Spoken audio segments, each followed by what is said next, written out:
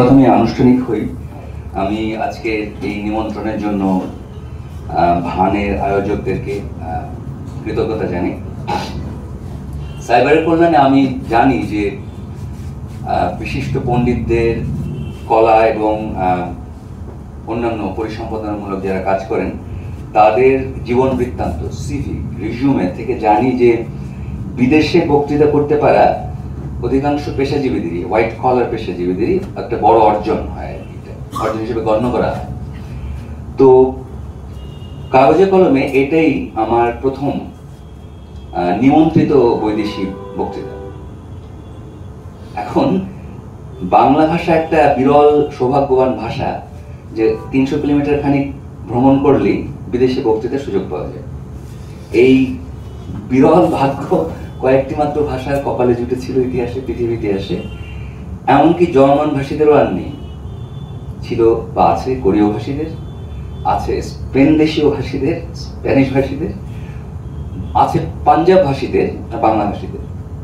কয়েকটা যে বিরল আধুনিক রাষ্ট্রের মধ্যে যে অল্প একটু দূরত্বে গেলেই বিদেশে বক্তৃতার নিমন্ত্রণে সিভিতে যোগ করা যায়। তার মধ্যে পাঞ্জাব ভাষীদের যদি কাউকে না চটিয়েও বলি, তবে দুই দেশের সাংস্কৃতিক রাজনৈতিক সম্পর্ক যে পরিমাণ বর্জ্য সদৃশ্য করতে পেরেছেন আমাদের রাষ্ট্রশাসকেরা, নমস্য জনমস্যই তারা, তাতে করে আর নিকট ভবিষ্যতে পাঞ্জাব ভাষীরা পরস্পর বিদেশে বক্তৃতা আনন্দ পেতে পারবেন না একই ভাষাতে। আমি গত করোনার সময় সম্ভবত এই যখন থেকে এই গৌরাঙ্গের মতো আপাত গম্ভীর লোকজন চ্যাটে আমাকে নারকেলের খোল ভাঙতে শুরু করেছেন, ঠিক তখনই আমার ধারণা এই শহুরে মধ্যবিত্ত যারা প্রাণঘাতী জীবাণুতে মরে সারেন নাই, তারা বসেই ছিলেন আসলে কম্পিউটার। তো কম্পিউটারে আপনার করল্লার পায়েস কিংবা ধরুন অন্যান্য যে সকল কি কি ক্রিয়েটিভিটি এবং কি কি চিন্তামূলক কাজ তারা করতে পারেন তার একটা নিদর্শন আপনারা পেয়েছেন। এই রমে যারা আসছেন তাদের কারোর এটা বলবার সম্ভব নেই, অনেক ছোট ছিলাম মনে নেই, যেহেতু নিকট অতীত। ওই সময় আমি পশ্চিমবাংলা তথা স্বভাষী বিদেশ থেকে কয়েকটা বক্তৃতার নিমন্ত্রণ পেলাম।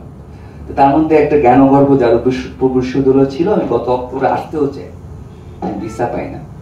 লক্ষ্য করবেন, একটু শিবের গীত হলেও পাঞ্জাব ভাষীদের সম্ভাব্য দুর্দশা নিয়ে যে আন্দাজটা আমি করছিলাম, সেটা কিন্তু বাংলা ভাষী আমার কপালে জুটেছে। অক্টোবরে ভিসা পাইনি, আমার আন্দাজ ছিল যেটা হলো সামনে নির্বাচন, কেউ আর কোনো ঝুঁকি নিতে চাচ্ছেন না, এই সমস্ত সব মিলিয়ে গৌরাঙ্গ ও তার সাথীরা আমাকে প্রথমবারের মতো স্বভাষায় বিদেশি বক্তৃতা দিবার কি বলা যায় এটাকে, ওরা এই গৌরব অর্জন করতে পেরেছে। আমি ভাবছিলাম যে প্রথমত অন্তত এরকম একটা বক্তৃতাতে আমি কিছু টিকা লিখে নিয়ে যাব, কিন্তু আমার অভ্যাস হচ্ছে টিকা না লিখে বক্তৃতা দেওয়া। পরে অনেক ভাবনা চিন্তা করে প্রথমে ভাবলাম একটা এমন দীর্ঘ বক্তৃতা দেবো যেটা আমাকে চিরকুট পাঠাতে হয়। আপনারা জানেন দীর্ঘ বক্তৃতা সাধারণত চিরকুট দিয়ে নামানো হয়। পরে চিন্তা করলাম সেটা আমার দক্ষতার প্রতি হয়তো অবিচার হবে না, কিন্তু দর্শকদের প্রতি অবিচার হতে পারে। তো এই সকল চিন্তা করে পরে ভাবলাম ঠিক আছে একটু 55 মিনিটে থামবো। এরকম এগুলো যারা জানেন, যারা কিনা বিদ্যা চর্চাকে দুষ্টুমির সাথে গ্রহণ করতে পারে, তাদের পক্ষে এগুলো সম্ভব ভাবনা চিন্তা করা। পরে আমি আর তৃতীয় নাটকের পর চতুর্থ নাটক বাছাই করতে পারি না। ঘটনাচক্রে মনস্বী, ওর নাম কে রেখেছেন আমি জানি না, আমি অন্তত ওর সাথে পরিচিত না, আমি ওকে বলেও নাই যে এই নাটকগুলো আমার বিবেচনাধীন আছে। কিন্তু ঘটনাচক্রে রাজা বিসর্জন এবং মুক্তধারা আমার 3টে বিবেচনাতে ছিল। দেবভূতি যার নাম হচ্ছিল, উনি একবার জানতে চেয়েছেন আমার চতুর্থ নাটকটি কি। আমি ওকে জানিয়েছি, আমি কি জানি নাকি সেটা। আমি দেখলাম চতুর্থ নাটকে অনেকগুলো প্রার্থী আছে। খুব শান্ত মাথায় ভাবলে তার সাথে হতে পারে সবচেয়ে প্রথম মনে হবে তাই তো, তার সাথে যেতে হওয়ার কথা, যদি রাজ্য কিংবা প্রজা নিয়ে ভাবি। আবার মনে হয় যে অচলায়তন না কেন, যদি পেডাগজি বা শিক্ষা দর্শন নিয়ে ভাবি। কারণগুলো তো মজুদ আছে। দেবভূতি জানেন, গৌরাঙ্গ জানেন না। মায়ার খেলা আমার দুর্দান্ত পছন্দ, অন্তত এই কারণেও যে উনি শেষে এসে কলকাতায় নবগজিত মধ্যবিত্তের মান রক্ষার জন্যই হয়তো ওই ধরনের একটা হেটেরোসেক্সুয়াল প্রণয়ধর্মী অন্ত না করলে মায়ার খেলাতে প্রণয় নিয়ে তার অদ্ভুত ধরনের অন্তর্দর্শিতা আছে।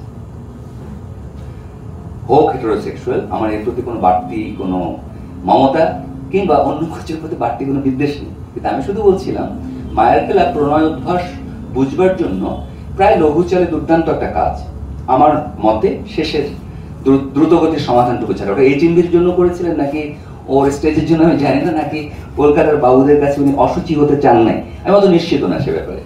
কিন্তু সেটাও এটা দাবিদার। এখানে রাজ্য এবং ঈশ্বর একটু চ্যালেঞ্জিং হওয়া সত্ত্বেও প্রণয়ের জন্য এই নাটকটি বিবেচনাদার ছিল। অন্য সম্পূর্ণ একদম ভিন্ন কারণে বিবেচনা হতে পারত বিদায় অভিশাপ, আবারও পেডাগজির কারণে।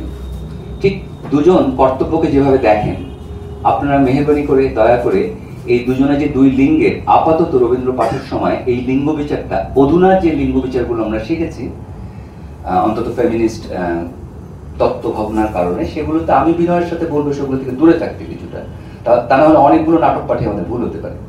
তো এখানে কচ এবং দেবযানী যদি আমরা নির্লিঙ্গ করে দেখি, এটাও কিন্তু আবারও শিক্ষা দর্শন এবং জ্ঞানের কি প্রয়োগ, এই প্রশ্নে কিন্তু দুজনের কিন্তু মূলগতভাবে কচ যেখানে স্বতন্ত্র হয়ে পড়েন তা কিন্তু প্রজা ভাবনা, শাসন ভাবনা, গভর্নেন্স, জ্ঞানী হলাম তারপরে কি।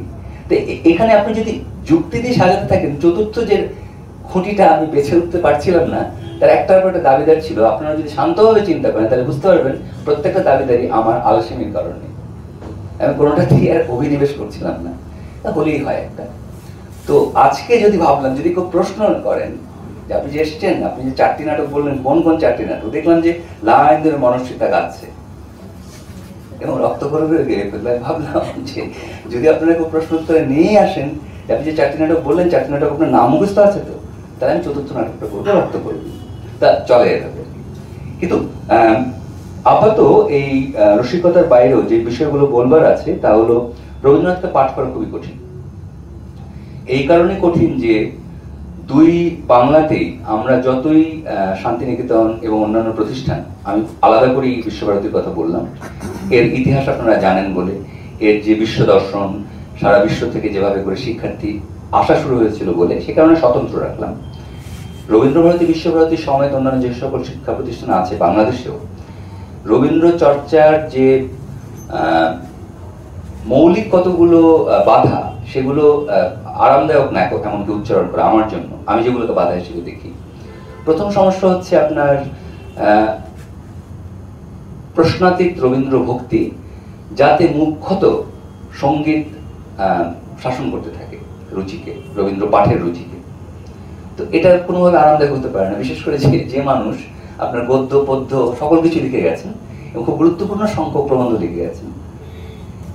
দুই দেশেরই জাতীয়তাবাদের আইকন হয়ে পড়া যে মানুষ স্পষ্টভাবে জাতীয়তাবাদের হার্শ ক্রিটিক ছিলেন। দেখেন সমস্যাগুলো কত জায়গায়।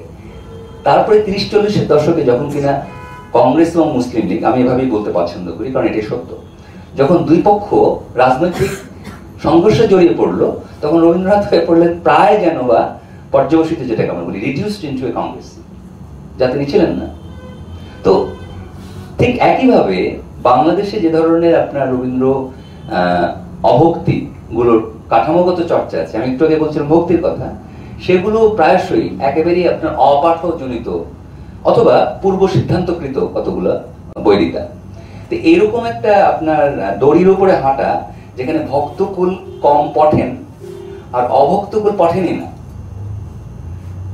এইখানে রবীন্দ্র পাঠ করতে যাওয়াতে প্রায় আহম্মকের মতো পরিস্থিতি হয়। কারণ আপনার জন্য থাকে অত্যন্ত সামান্য একটা, যেটাকে আমরা বলি মার্জিন অফ এরর।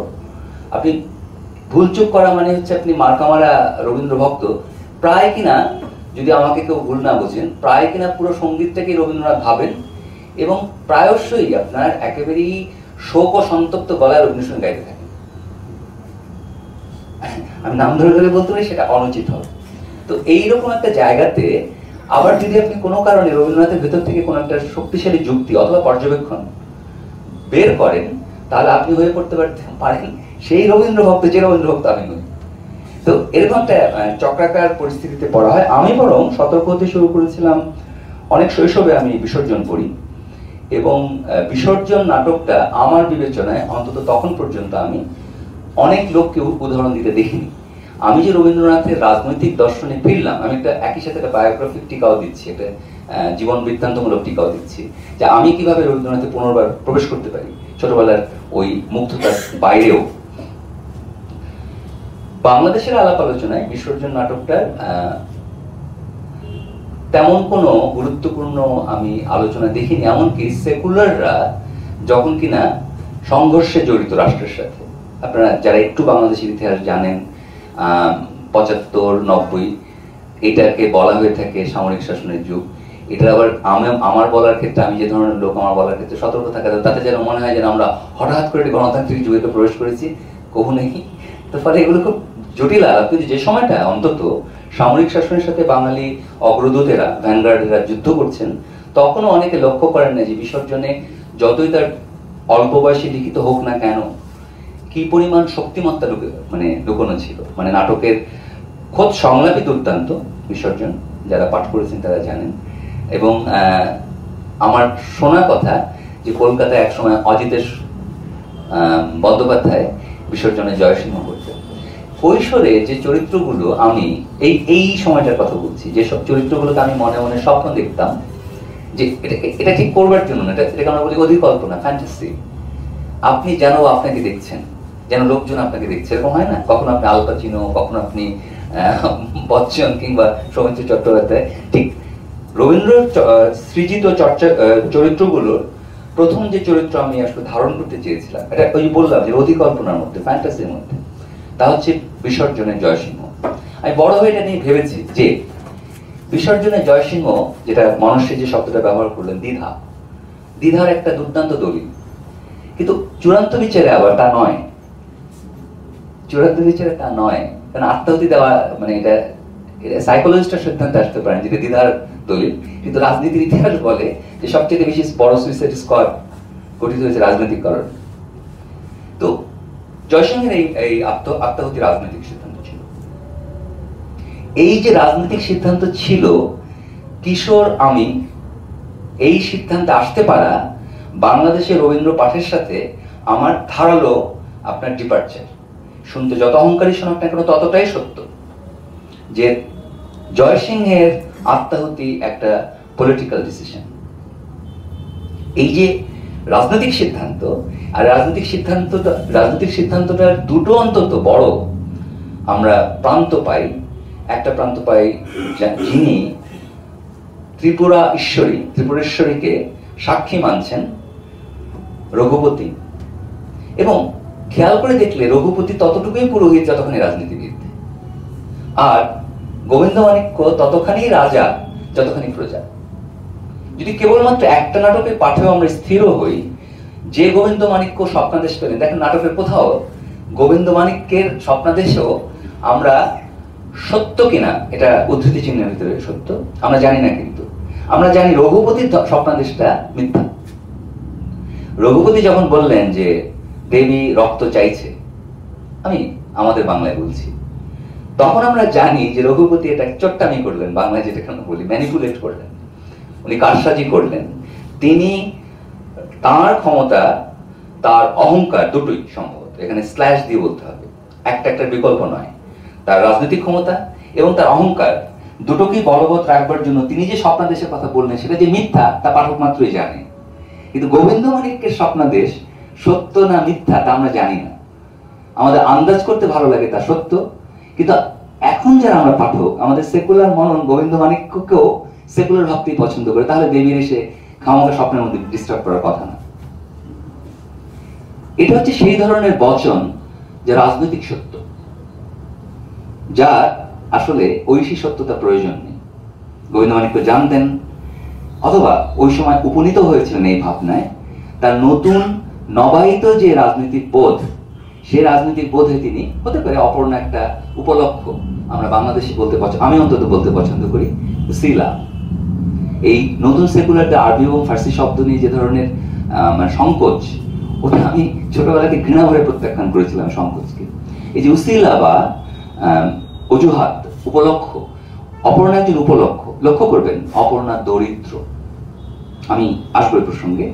অপর্ণার ওই ছাগো শিশুটির উপলক্ষে রাজা স্বপ্ন দেখলেন যে দেবী রক্ত আর চান না, রক্তে দেবী কুপিত, রক্ত চান না, এই ঘোষণাটা গোবিন্দ মাণিক্যের পক্ষেও একটা রাজনৈতিক ঘোষণা। এবং গোবিন্দ মাণিক্যকে তখন প্রায় তার প্রজারই সমতলে মনে হয়। তখন বিশ্বাসী এই যে রাজমহিষী, কি নাম তার, গুণবতী, গুণবতী বরং দ্বিধার পরাকাষ্ঠা। কারণ খেয়াল করে দেখুন, প্রজ্ঞা প্রতীতি যেখানে গঠিত হয়, সিদ্ধান্ত বদল তো কোনো বড় সমস্যা না। যখন আমরা প্রজ্ঞা অভিনিবেশ সমেত প্রতীতিতে উপনীত হই, অনুভবের দ্বারস্থ হই এবং ঘোষণাপত্রে আসি, তখন তো আসলে সিদ্ধান্ত বদল গুরুত্বপূর্ণ না। সিদ্ধান্তে অটুট থাকতে হবে এরকম কোনো জার্সি তো আমরা আজীবন নেই। গুণবতীর পজিশনটা ছিল ঈশ্বরের প্রতি দায়বদ্ধতা, রঘুপতির তা নয়, ক্ষমতার। শুধুমাত্র এই চরিত্রগুলোকে যদি আমরা অনেকটা ইয়ের মতো, আপনার দাবার গুটির মতো রাখি, তাহলে হঠাৎ করে দেখা যায় গোবিন্দ মাণিক্যের উচ্চতা প্রায় অপর্ণার সমতুল্য, যা পুত্রহারা হওয়ার মধ্য দিয়ে রঘুপতি হন। তো আমি আবারও বলছিলাম যে এটা একটা সমান্তরাল আমার আত্মজৈবনিক টিকাও আমি বলছি, সেটা এই কারণে যে আমি ওটাও শিখেছি। আমি যখন লোকজনে যে আপনার কি যেন বলে অবজেক্টিভ, হ্যাঁ, বস্তু নিরপেক্ষ বলবার অভ্যাস করেছেন, তখন ওই বয়সটাতে আমি আসলে অভ্যাস করেছি সত্যাশ্রয়ী বা সাবজেক্টিভ বলা বলি অভ্যাস করতে। তো সে কারণে আমি একই সাথে বিসর্জন পাঠে ওই সময়কার পাঠটি করছি আমার প্রজ্ঞা সমেত, কিন্তু আমার জার্নিটা হচ্ছে ওই সময়কার, যে সময়টা 18, 19, 20, 21। বিসর্জন নাটকের এই পুনরাবিষ্কার আমাকে রবীন্দ্রনাথকে রাজনৈতিকভাবে পাঠ করতে সহযোগিতা করে। এবং আমার যে সকল বৃহত্তর সহকর্মী বন্ধুগণ রবীন্দ্রনাথের রাজনীতি খুঁজতে গিয়ে আসলে বিভিন্ন প্রবন্ধের আশ্রয় নেন, তাদেরকে নিরুৎসাহিত না করলেও যখনই সুযোগ পাই আমি পরামর্শ দিই নাটকে মনোযোগ দিতে। রবীন্দ্রনাথের প্রজাদেরকে আন্দাজ করা যায়, অনুমান করা যায়, ঠাহর করা যায় সবচেয়ে বেশি নাটকগুলোতে। রাজাতে তো বটেই, বিসর্জনে করা যায়, রক্তকরবিতে করা যায়, অন্যভাবে অচলায়তনে করা যায়। আজকে আমার 4টি নাম উল্লেখ করতে হলে তা উল্লেখ করবো না, কিন্তু একই সাথে তাসের দেশে খুবই কমিক্যালি করা যায়, স্যাটারিক্যালি প্রজাকে পাওয়া যায়। 2 ধরনের প্রজাকে পাওয়া যায়। ভীষণভাবে পাওয়া যায় মুক্তধারাতে। মুক্তধারাতে খুব গুরুত্বপূর্ণ গুরুর শাসিত যে প্রজা, যদি আমরা কিছুক্ষণের জন্য ধরে নিই আমরা পশ্চিমবাংলায় নেই এবং আমি বাংলাদেশ থেকে আসি নাই এবং আমরা কোনো না কোনো সুইজারল্যান্ডে আছি, তাহলে আমাদের শাসকদের বুঝবার জন্য আসলে এই গুরুকে পাঠ করা ছাড়া রাস্তায় নেই। মেহরবানি করে কেউ ভাববেন না আমি পশ্চিমবাংলার কলেজ নিয়ে কিছু বলছি, কারণ বাংলাদেশে আরেকটি শিক্ষায়তনে পড়ে, আমার পশ্চিমবাংলা কিন্তু আসতেই হবে না। নির্বুদ্ধিতা পাঠ করবার জন্য আমার নিজের দেশের শিক্ষায়তনগুলোই যথেষ্ট, নির্বুদ্ধিতা এবং প্রোপাগান্ডা মেশিন। ফলে আপনারা সুনিশ্চিত থাকুন আপনাদের কারো নিরাপত্তা আমি বিঘ্নিত করতে যাচ্ছি না। আমি নিজে যথেষ্ট নিরাপত্তাবিহীন একটা জীবন কাটাই। শিক্ষায়তনের যে এই প্রোপাগান্ডিস্ট যে রাজনীতি, আপনারা যারা একটু নবীন, আমি মাইনাস চশমা পড়ি না, কিন্তু আমার মুখচ্ছবি দেখে মনে হয় কেউ কেউ সুনিশ্চিত আমার থেকে নবীন, তারা হয়তো চোখে পড়ে নাই। এর থেকে বহু আগে আমি সরলাম মূল ট্র্যাক থেকে, তাতে মনে হয় না কোনো বড় ক্ষতি হবে। চাণক্য সেন বলে একজন লেখক ছিলেন, উনি একটা বইয়ের জন্য খুব প্রখ্যাত ছিলেন, যদিও প্রখ্যাত বলতে গেলে আমার স্মরণ লাগে, কারণ আমার ওই যে আমি টিকাতে চলে আসি, আমি আবার 3য় সড়কে ঢুকলাম গলিতে। সেটা হচ্ছে যে আমাকে যে নামটা দেওয়া হয়েছিল খুবই ভীতিকর একটা পরিচয় দিয়েছেন, কিন্তু ভান বহু গ্রন্থের প্রণেতা। আপনাদেরকে আশ্বস্ত করি আমার কোনো গ্রন্থের প্রকাশক 100টা বই বিক্রি হওয়ার পরে একটা খুশির সংবাদ দেয় না এখন পর্যন্ত। আমার কোনো গ্রন্থে 100 বিক্রি হয়নি, সেই জন্য প্রখ্যাত শব্দটা বলছি যখন সম্মানের সাথে বলছি। চাণক্য সেনের ব্রুটাস তুমিও বলে একটা উপন্যাস ছিল বহু বছর আগে, আমার ধারণা নিম্ন 80-তে, যদি উত্তর সত্তর না হয়। তাহলে ধরুন ওটা ছিল জওহরলাল নেহরু বিশ্ববিদ্যালয়ে কংগ্রেসীদের, এটা নিরাপদ নাম, এখন এই নামগুলো আমাদের অত বড় সমস্যা না, কংগ্রেসীদের সাথে সম্ভাব্য বামপন্থীদের সংঘর্ষকে উপজীব্য করে সেখানে সামান্য সরকার অনুগত অধ্যাপকদের সামান্য ছোটখাটো ম্যানিপুলেশন একটা উপন্যাসের বড় কারিগরি তৈরি করেছে। সমান্তরালে আপনাদের রুচিতে না বাদলে সমান্তরালে এই কাছাকাছি জিনিস পাবেন। নিমাই ভট্টাচার্যের মতো ভদ্রলোকেরা পছন্দ করেন না এমন একজন, মানে সামনে পছন্দ করেন এমন একটা উপন্যাস ডিফেন্স কলোনিতে। এই যে ছোট সাটল পলিটিক্স গুলো সম্ভবত আমরা এমন এমন রাষ্ট্রে বসবাস করি, আমি বাংলাদেশে বা আপনার ভারতে, সাটল পলিটিক্স বোঝাতে হলে নতুন প্রজন্মকে নতুন করে আবার জ্ঞান দিতে, সাটল পলিটিক্স বলে কিছু নাই। আমার ধারণা চাণক্য সেন ব্রোডাস তুমি এখন লিখতেই পারতেন না যে পরিস্থিতিগুলোতে বিশ্ববিদ্যালয়গুলো আছে, রাষ্ট্রের উল্লেখ যদি নাও করি। যে কারণে বলছিলাম যে মুক্তধারাতে জনগণ আরো কারিগরি মণ্ডিত, আরো কারসাজি করা জনগণ, এবং গুরুর ওই আপনারা রবীন্দ্রনাথের একাধিক নাটকেই দেখেন, যেটা কিনা নাটকেরই সাধারণভাবে এই অঞ্চলের একটা বৈশিষ্ট্য, যে যেটাকে আমরা বলি রস অংশ, যেগুলো কৌতুক যে অংশগুলো, এগুলো সাধারণত অঙ্ক বা দৃশ্য ভেদে থাকে। খুব অল্প নাট্যকার সামলেছেন যেটা কিনা আমরা চলতি ভাষায় বলি মেল্টেড হয়ে থাকা, মানে নিগড় আরো গভীর শ্লেষ, এইটা নাটকে আমাদের এই অঞ্চলে এমনিতেই খুব বেশি নয়। রবীন্দ্রনাথও খুবই সহজ করে দেখা যায়, একটা দৃশ্যে কৌতুক আছে তো কতগুলো চরিত্র কৌতুকের জন্য নির্দিষ্ট। এখানে মুক্তধারাতে বিশেষভাবেই এই শিক্ষা আয়তনের দৃশ্যটি, বৃক্ষ তলে গুরু রাজ ও বন্দনা শেখাচ্ছে, এত কদাকার, মানে ওটা দেখতে গেলে আমরা প্রত্যেকে নিজেদের মুখের ছবি দেখতে পারবো যে আমরা আসলে স্কুল কলেজগুলোতে কি করছি এখন আসলে। তো ওইখানে যে উত্তর, আমি একবার ভেবেছিলাম যখন বিষয় বলা হয়েছে, আমি যখন বিষয় বলি তখন প্রায় যে কেউ যা কিছু বললে আমি একটা তালিকা বলে দিই, বক্তৃতার বলে দিই, বইয়ের নাম বলে দিই, তখন আমি ভাবি না এটা কত দুর্ভার হয়ে আসবে কখনো সামনে। এটাই যখন আমি কয়দিন পরে দেখতে বসছি গরমলোকে পাঠানোর পর, তখন আমি ভয় পেয়ে যাওয়া শুরু করেছি যে আমি এত বড় ভারী টাইটেল দিয়ে দিলাম। কিন্তু প্রসঙ্গত হচ্ছে এখানকার ওই আবারও যে উত্তরকূটে, আমি ভাবছিলাম যে পরিচয় কিভাবে খুব গুরুত্বপূর্ণ উত্তর এই মুক্তধারা নাটকের ক্ষেত্রে, আত্মসত্তা এই অর্থে পরিচয় বলছি, যেটা এই মুহূর্তে গত 30 বছরের বিশ্ব সংসারে আমরা আইডেন্টিটি পলিটিক্স হিসেবে জানি। ক্রিটিক্যাল বিদ্যার লোকজন তো জানেনি, অন্যান্য শাস্ত্রের লোকজন এখন না জেনে উপায় থাকছে না, এবং এত সরলও না যে আইডেন্টিটি পলিটিক্স মাত্র আপনি খারিজ করে দিতে পারেন, কারণ এটা অনেকগুলো মাত্রা আছে। কিন্তু আইডেন্টিটি পলিটিক্স যখন কিনা আবার দুর্বৃত্তের হাতে পড়ে, তখন কি ধরনের পরিস্থিতি হতে পারে তা আমার মনে হয় না যে আমাদের দুই প্রতিবেশী রাষ্ট্ররা জানতে বাকি আছে। তো এরকম একটা জায়গাতে এই যে উত্তরকূটের যে পেডাগজি, যেটা এখানে খুবই সরল করে রসিকতা করেছেন রবীন্দ্রনাথ ঠাকুর, সেখানে গুরুমশাই বলতে থাকে, প্রজাশাসনের নমুনা দেখুন, সকলেরই পরিচিত হয়তো, কিন্তু বলতে ভালো লাগছে আমার, যে বাচ্চাটাকে বলছে জয় শ্রী উত্তরকূটাধিপতির জয়। এখন বাচ্চাদের মুখে সিলেবল বা অক্ষরের যে বোধ, তাতে এতখানি তার বলতে পারছে না। পেডাগজি নিয়ে, পাশ্চাত্য পেডাগজি নিয়ে এবং কেন্দ্রস্থ শাসন প্রণালীর পেডাগজি নিয়ে রবীন্দ্রনাথ দীর্ঘ সময় ধরে ক্রিটিক্যাল। যেমন কিনা বিসর্জন তার 29 বছরের লেখা, তিনি রাজ্য শাসনের সাথে ঈশ্বরের ব্যবহার প্রণালী, একটা সূত্র তিনি নিয়েছেন নিশ্চয়ই দ্বাদশ ত্রয়োদশ শতকের ইউরোপ থেকে, চার্চ বনাম রাজতন্ত্র, এই একটা সূত্র তার পড়ার মধ্যে ছিল। কিন্তু অন্য একটা দেখুন, খেয়াল করি, এই নাটকটি আবার গভীরভাবে প্রি কলোনিয়াল ইন্ডিয়াতে লোকেটেড। তাহলে প্রজার ধারণা আসলে, যে কারণে মুক্তধারা প্রসঙ্গটা সামনে আসলাম, মুক্তধারাতে খুব সহজে চিহ্নিত করা যায় যে কিভাবে রাজ্য শাসন প্রণালী শিক্ষা দর্শন দ্বারা খাপে খাপ প্রজা বানায়।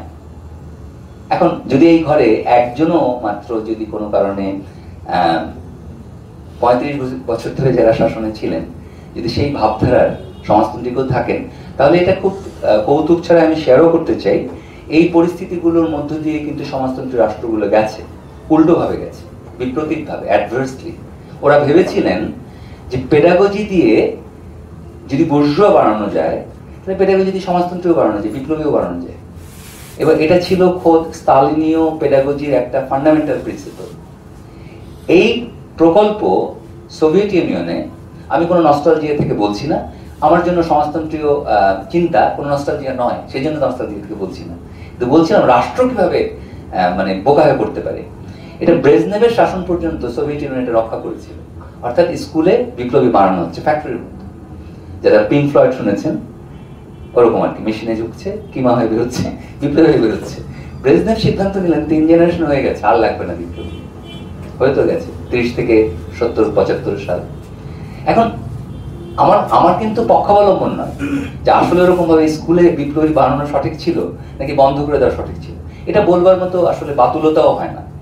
আমি বলছি দুটোই আমরা চাইলে আরো সংশ্লেষ সমেত, আরো প্রশ্নমনস্ক ভাবে ক্রিটিক্যালি পড়তে পারি।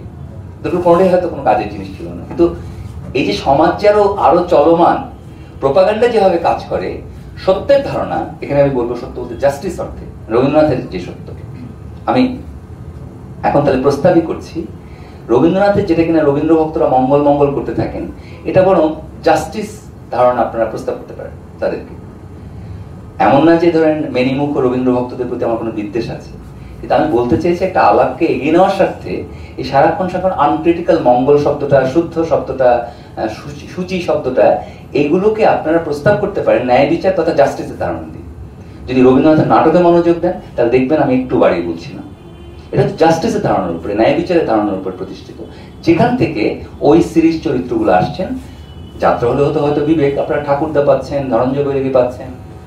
জাস্টিসের ধারণাটা আমি প্রস্তাব করছিলাম, এটা একটা কারণও হলো যে হয় কি, এইটাই বরং একটা সংকট যে রবীন্দ্রনাথের রাজ্য এবং প্রজা এটা বুঝবার ক্ষেত্রে অনেক রবীন্দ্র ভক্তের যে সংকটটা হয় সেটা হচ্ছে ওই যে মঙ্গলের ধারণা রাজনৈতিক যে স্পেস, রাজনৈতিক যে পরিসর, এখান থেকে পাঠককে সরিয়ে দেয়, যেন একটা কল্পভূমির কথা হচ্ছে। এই হচ্ছে মানে মূল সংকটটা হয়। ফলে এটা ঠিক তাদের ভঙ্গি বা এর প্রতি আমার কোনো বিদ্বেষ নয়। আমি বরং দেখতে পাই যে দেখুন এই যে চরিত্রগুলোর কথা বললাম ওগুলো তো আমাদের অপেক্ষাকৃত পরিচিত, কিন্তু এখানে কিন্তু গোবিন্দ মাণিক্যও তাই। ওই আমি যে একটু আগে প্রস্তাব করছিলাম যে ন্যায় বিচার পন্থী হয়তো পুরনো গোবিন্দ মাণিক্য ছিলেন না, পরের গোবিন্দ মাণিক্য আরো পারিসরিক, আরো হরাইজন্টাল, অনুভূমিক সম্মতিপ্রিয়, আরো অপূর্ণার কাছাকাছি। এবং এটা ঠিক শ্রেণী নিয়ে নয়, সেটা আবার আছে রক্তকরবীতে, কিন্তু এখানে অন্তত চিত্ত যে ধারণাটা আবারও রবীন্দ্র ভক্তরা বলতে পছন্দ করেন, আমি নিশ্চিত না খুব বুঝে শুনে বলেন কিনা, যে চিত্তের ধারণা তারা দেন ওইখানে তিনি অপূর্ণার কাছাকাছি। কিন্তু এখানে সবগুলোতেই ক্যাটালিস্ট, হয় দাদা ঠাকুর, না হয় ধনঞ্জয় বৈরাগী, না হয় ঠাকুরদা, না হয় বিশু, না হয় গোসাই। এইগুলো নাটকের পর নাটক পাওয়া যায়, এমন উপন্যাস বৌঠাকুরানী হাটে। এই যে ট্রান্সেন্ডেন্টাল চরিত্রগুলো, এটা রবীন্দ্রনাথকে চিনবার জন্য খুব গুরুত্বপূর্ণ। এইটা হচ্ছে খুবই প্রচলিত কথা, তা সত্ত্বেও আরেকবার উচ্চারণে কোনো সমস্যা হবে না যে এটা হচ্ছে লিবার্টি পন্থী সোল, যে সোল স্বাধীনতা কামনা করে এবং একটু শ্রেণী অনির্দিষ্ট। এমন নয় যে রবীন্দ্রনাথ শ্রেণী নির্দিষ্ট চরিত্র সৃষ্টি করেন নাই, নাটকের উপর নাটক করে গেছে, কিন্তু এই চরিত্রটা আসলে অ্যাক্রস দ্য ক্লাস কাজ করে। এই যে পার্টিকুলার ক্যাটালিস্ট চরিত্রটার কথা বললাম, লক্ষ্য করে দেখবেন ও বাই ডিফল্ট দরিদ্র, কিন্তু ওর ভাষা সংযোগ আছে শাসক শ্রেণীর সাথে, এবং শাসক শ্রেণীকে ওর বিব্রত করবার ভাষার জ্ঞান আছে। সেই অর্থে ও ট্রান্সেন্ডেন্টাল, এবং যারা রেভলিউশনারি সাহিত্য পড়ে অভ্যস্ত তারা বুঝতে পারেন ইনি রেভলিউশনারি।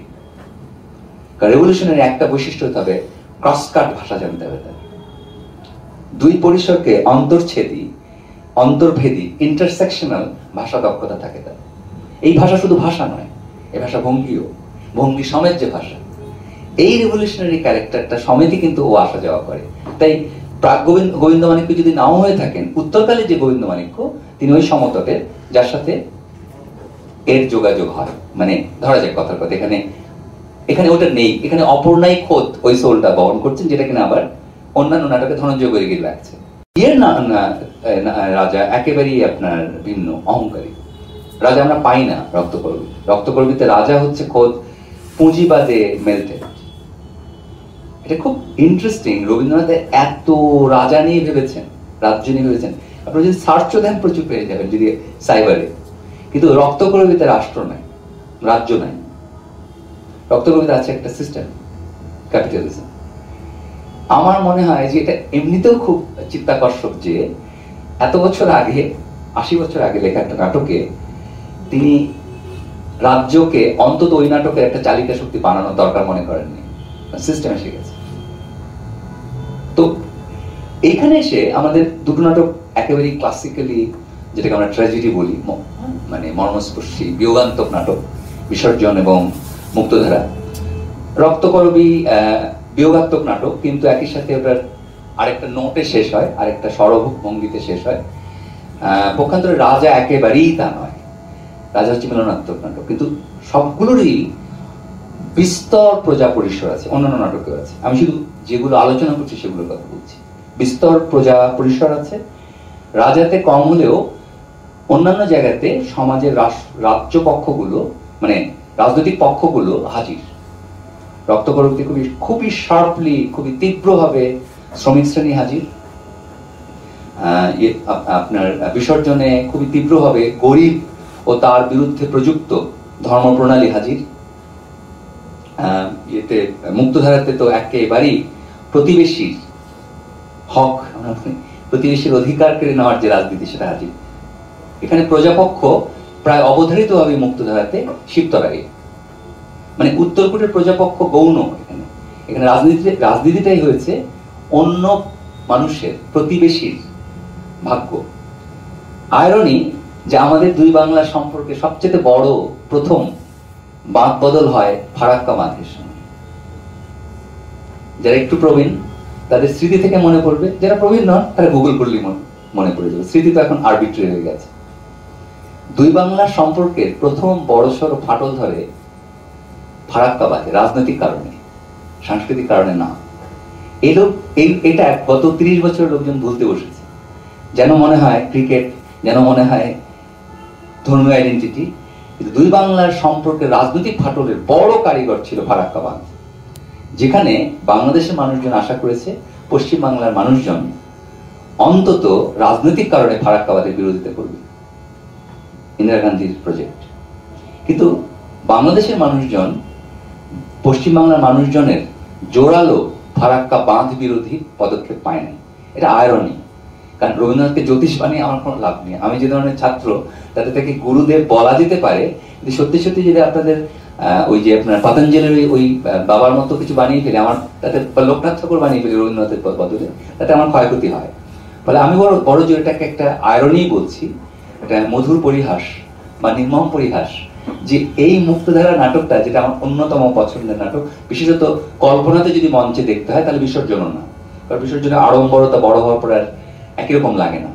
কিন্তু যদি আমাকে একটা কখনো নাটক দেখতে বলা হয় রবীন্দ্রনাথের, আমি মুক্তধারা বেছে নেব, দেখাও হয়নি কখনো। তো এখানে কিন্তু দেখুন প্রতিবেশী খুব গুরুত্বপূর্ণ। এখানে প্রজা গুণগতভাবেই প্রতিবেশী, কারণ যতটুকু যে প্রজা আমরা দেখতে পাই তা হচ্ছে আসলে প্রোপাগ্যান্ডিস্ট প্রজা। আর যে প্রজা শাসিত হয় নাই সেই প্রজা নন যুবরাজ, যিনি পেডাগজির শাসন মানেননি, তিনি যুবরাজ এবং তিনি শহীদ, আত্মাহুতি দেন আবার বিসর্জনের মতো, জয়সিংহের মতো। এখানকার জয়সিংহ হচ্ছে অভিজিৎ। এগুলো খুব আমার মনে হয় না যে খুব কাকতাল, একজনের নাম জয়সিংহ, একজনের নাম অভিজিৎ, এগুলো খুব কাকতাল হওয়ার কথা না। যারা বলিদান করছেন, শহীদ হচ্ছেন, তাদের নামগুলো এরকম। তো আমি একবার ভেবেছিলাম যে অনুপ্রাসের লোভে পড়ে যদি কোন টাইটেলটা বদলাতাম তাহলে কি হতে পারতো।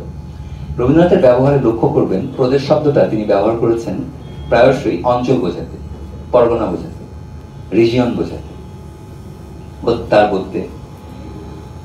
পক্ষান্তরে ঈশ্বর রবীন্দ্রনাথের নাটকে অন্তত যারা পূজা পর্বের গানের বিশেষভাবে ভক্ত, তারা হয়তো পূজা পর্বের গানও বলবেন, কিংবা পূজা পর্বও শুধু না, প্রকৃতি পর্বের গানও বলতে পারেন, প্রেম পর্বেও বলতে পারেন যে ঈশ্বর ওখানে দেখা যায়।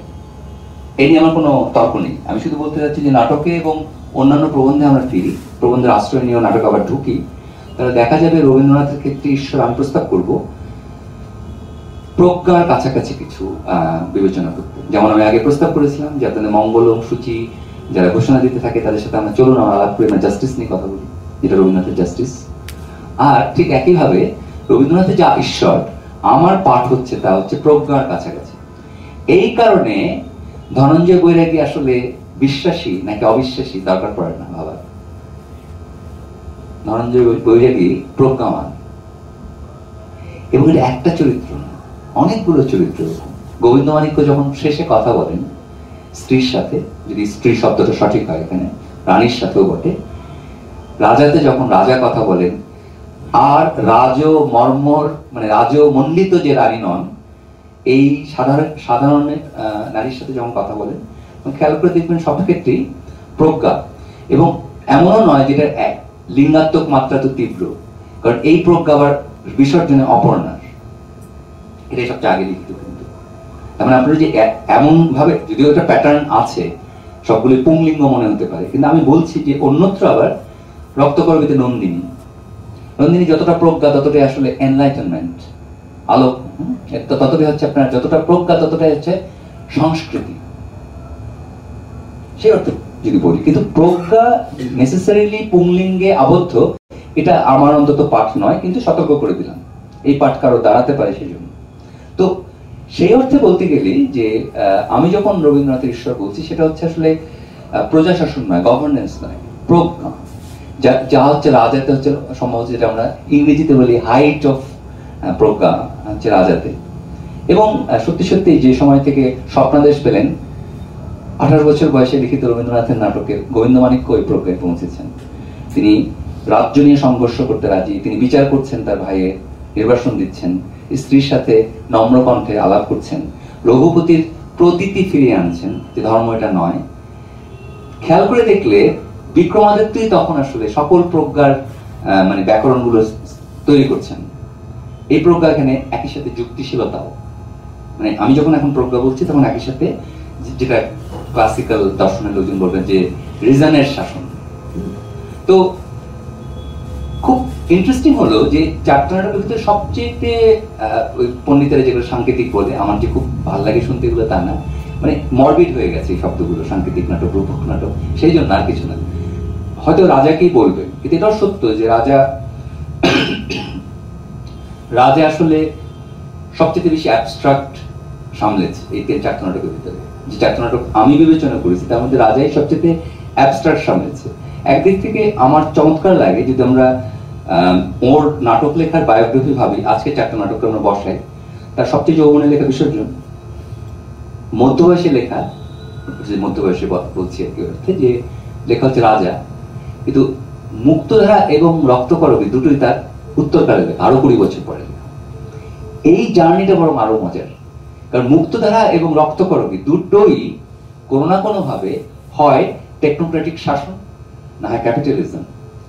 এইটা তার বিবেচনা বোধের মধ্যে ছিল। ফলে তিনি যে রাজার অ্যাবস্ট্রাকশনে থাকতে চান নাই অথবা থাকেন নাই, এটা আসলে পাঠকের জন্য আরামদায়ক। বহু লোককে আমরা উল্টো করতে দেখি, যে আগে আরো মুক্তিকামী থাকেন, পরে আপনার হরিনাম নিতে শুরু করেন। এটা যদি কোনো অগৌরব আছে তা না, কিন্তু রাজনৈতিক বিপর্যয় তো ঘটে। আমার ব্যক্তিগত কোনো সমস্যা হয় না, কিন্তু রাজনৈতিক কিছু বিপর্যয় তো আমাদের দুই অঞ্চলেই ঘটেছে, এবং এই বৃহত্তর যেটাকে মহাভারত বলা হয়ে থাকতো ব্রিটিশ শাসনের আগে, এখানে ঘটেছে এগুলো। তো সেই অর্থে বলতে গেলে বরং রবীন্দ্রনাথের যদি আজকের চারটা নাটককে আমরা একটা নিরিখে রাখি, বিসর্জন তীব্রভাবে রাজনৈতিক, এবং সেই রাজনীতি আমাদের আজকালকার সেকুলাররা যেভাবে দেখুন না কেন, আমার সেভাবে দেখবার আগ্রহ নেই, কিন্তু অন্তত ধর্মের বিধিবদ্ধতা কিভাবে শাসক চাতুর্যের সাথে ব্যবহার করেন তা হচ্ছে 28-এর রবীন্দ্রনাথের ফয়সালা এবং সুলিখিত নাটক সবচেয়ে টান, সবচেয়ে মর্মান্তিক ট্র্যাজেডি নাটক। যদিও আসলে বিষাদের মধ্যে তুলনা করা মানে হয় না, কিন্তু অন্তত এ কারণেও যে আমরা তো আমাদের দৃশ্যপর্ব তো খুব গুরুত্বপূর্ণ। জয়সিংহ মারা যান সিদ্ধান্ত নিয়ে, পক্ষান্তরে অভিজিৎ সম্ভবত ব্রত বা সংকল্প রক্ষা করতে গিয়ে মারা যান। এগুলো তো পার্থক্য আছে, এগুলো তো দৃশ্যগত পার্থক্য আছে। একজনা একটা ধাতব ছুরি ব্যবহার করেন, একজনা জলের তলে মারা যান। যদি নাট্যিক দিক থেকেও ভাবি, এগুলো ভীষণ ভিন্ন। উনি যৌবনে লিখলেন একটা অত্যন্ত রাজনৈতিক নাটক, যেটাতে ঈশ্বরের বিধিবিধান জনপ্রশাসনের জন্য, প্রজা শাসনের জন্য চাতুর্যের সাথে ব্যবহার করা হয়। তিনি পরে লিখলেন অপেক্ষাকৃত একটা বিশেষজ্ঞদের ভাষায় সাংকেতিক নাটক, যেখানে প্রজা সমস্যাজনক না, প্রজা বড়জোর বাসনাতুর, প্রজা বড়জোর ডেকোরেটিভ, প্রজা দেখতে চায় প্রতিষ্ঠানের অবয়ব, আর রাজা এখানে জাস্টিসের প্রতিভূ, তাই প্রজ্ঞারও প্রতিভূ এখানে। এবং এইখানেই বলছি যে ঈশ্বর আসলে রবীন্দ্রনাথের পাঠ করতে হবে, জাস্টিস প্রদান করেন সেই প্রজ্ঞাবান হিসেবে। তিনি হচ্ছেন ঈশ্বরের প্রতিনিধি। একাধিক নাটকে দেখানো সম্ভব। ন্যায় বিচার নিশ্চিত করতে পারেন যে প্রজ্ঞাবান এবং নানা ভাজে যুক্তির শাসন, ওই অর্থে আর কি রিজনিং করেন। তার বাইরে তো চাইলে শব্দগুলো আমরা ব্যবহারই করতে হবে, মনুষ্যত্ব ইত্যাদি ইত্যাদি, কিন্তু আমি চাইবো বলতে মমতা, মায়ার খেলা, মায়া একদম স্বতন্ত্র রাখবো বলে আজকে মজা করছি না নিয়ে। এই মমতাময়তাও কিন্তু এই প্রজ্ঞাবানের স্বাভাবিক বৈশিষ্ট্য। একাধিক নাটক গোবিন্দ মাণিক্য স্বপ্নদেশ পাওয়ার পর কোমল হয়ে যান, মমতাময় হয়ে যান। খেয়াল করে দেখেন, রাজার রাজা সব গোড়া থেকেই মমতাময়। তাহলে এই যে জাস্টিস এবং তার সাথে বলছি যে ক্রিটিক্যাল যে ভাবনা, ক্রিটিক্যাল রিজনিং, ইচ্ছে করে ইংরেজি শব্দ ব্যবহার করলাম যেগুলো অপেক্ষাকৃত পরিচিত, এবং তাকে বলছি সেখানে ঈশ্বরের অধিবাস। ঈশ্বর আসলে এখানে ন্যায় বিচার তথা জাস্টিসকে প্রদান করবার একটা নিমিত্ত, ঈশ্বরের প্রতিনিধি। আর জনগণ এখানে বড় জোর দ্বিধায় থাকেন অথবা সুবিচার বা ন্যায় বিচার পান। যথা রাজাতে দ্বিধায় থাকেন, কৌতুককর দ্বিধা, ক্ষয়ক্ষতি নেই গুরুত্বপূর্ণতাতে। যতক্ষণ পর্যন্ত যুদ্ধ বেঁধেছে ততক্ষণ পর্যন্ত রাজা নাটকে কোনো বিপদের কোনো আশঙ্কা দেখা দেয়নি। একমাত্র যে বিপদ তা ছিল প্রণয়, রানীর অপেক্ষাকৃত মানে দোলাচলে থাকাতে। এবং একাধিক জায়গাতেই আমি যখন এভাবেও বলবো যে প্রণয়, এই রাজা নাটকেই প্রণয় আবার 4টা নাটকের ভিতরেই সবচাইতে বেশি আপনার, যদি আমরা হেটেরোসেক্সুয়াল প্রণয়কেই বিবেচ্য বলে ভাবি তাহলে সবচেয়ে বেশি সন্নিকট পায়। জয়সিংহের অপর্ণার প্রতি যে প্রণয় জন্মে তা গুরুত্বপূর্ণ প্রণয়, এবং তা একই সাথে আপনার বহির বাটির দিকে যাবার যে উন্মুখতা, তা একই সাথে কিন্তু আপনার বিধিবিধান নিগড় ভাববার উন্মুখতাও বটে। অপর্ণা জয়সিংহের কর্তব্যবোধের যে দুর্দান্ত আপনার মানে নিষ্ঠুর ধরনের আত্মদংশন, অপর্ণা ছিলেন সেখানে জয়সিংহকে একটা মুক্তিদাতা মানে মেটাফোর। সেটা সম্মিলন হয়নি তাদের। অন্য দুটো নাটকে আমরা কিন্তু গুরুত্বপূর্ণভাবে, ধরুন রক্তকরবীতে এবং মুক্তধারাতে আসলে হেটেরোসেক্সুয়াল প্রণয় কোনো প্রসঙ্গই না, আগা পাশতলা খুবই গৌণ।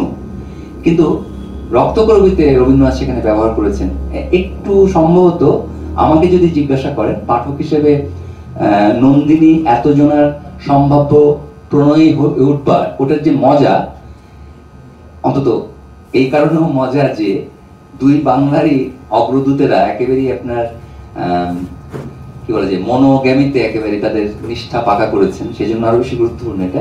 কিন্তু একই সাথে এটার যে একটা হেটেরোসেক্সুয়াল ডাইমেনশন আছে, যদি নন্দিনী যদি তার বয়সে যদি না বোঝা যেত, আমার পাঠক হিসেবে ভালো লাগতো। যেটা কিনা মায়ার খেলাতে মায়া কুমারীদের যে বৈশিষ্ট্য, আজকে প্রসঙ্গ না, মায়া কুমারীদের কিন্তু আমরা দেখতে পাই না, মানে দেখতে পাই না বলতে কল্পনা করা খুব কঠিন হয়ে দাঁড়ায়, ওরা কিভাবে বিচরণ করেন, ওদের কি জব ডিসক্রিপশন কি। সে অর্থে বলছিলাম যে যদি নন্দিনীর জব ডিসক্রিপশন আরেকটু এখন বলবো সাংকেতিক হতো রাজার মতো, তাহলে আমার পাঠক হিসেবে ভালো লাগতো। এটা একটা মানে রিডারশিপ মাত্র, পাঠকত্ব ঘোষণা মাত্র, এটা কোনো সনাতনী নিন্দা নয়। কিন্তু খেয়াল করে দেখলে একাধিক জায়গাতেই লক্ষ্য করা যাবে যে রবীন্দ্রনাথের প্রণয় সম্পন্ন হয় জাস্টিসের মধ্য দিয়ে। সেটা বিসর্জনে একদম নিশ্চিত, কারণ জয়সিংহর আসলে এই আত্মাহুতি ছাড়া, এই জেদ, এই অহংকার এবং এই রাজ্য শাসনের কোনো নিষ্পত্তি ছিল না। ফলে যে মুহূর্তে জাস্টিস হলো, আমরা অপর্ণার বিষাদ রঘুপতিরও বটে, মধ্য দিয়ে ওদের প্রণয়ের গুরুত্ব একভাবে আমাদের আরেকভাবে মানে নাড়া দেয়। পক্ষান্তরে সুদর্শনের সাথে রাজার যে যদি সংক্রমণ প্রবাহ বলি, এই প্রবাহটা কিন্তু বরাবরই একটা মিস্টেক, বরাবরই একটা ধাঁধা আছে, হেয়ালিপনা আছে, দুর্দান্ত শান্ততা আছে রাজার তরফে। রানীর তরফেও গুরুত্বপূর্ণ অস্থিরতা নাই, আসলে খোঁজ আছে, অনুসন্ধান আছে, কিন্তু অস্থিরতা নাই। পরিশেষে ওই যেটা যদি আমরা বলি এভাবে যে প্রশান্ততা, এই প্রশান্ততা নিশ্চিত হয় রবীন্দ্রনাথ কল্পিত জাস্টিসের দ্বারা।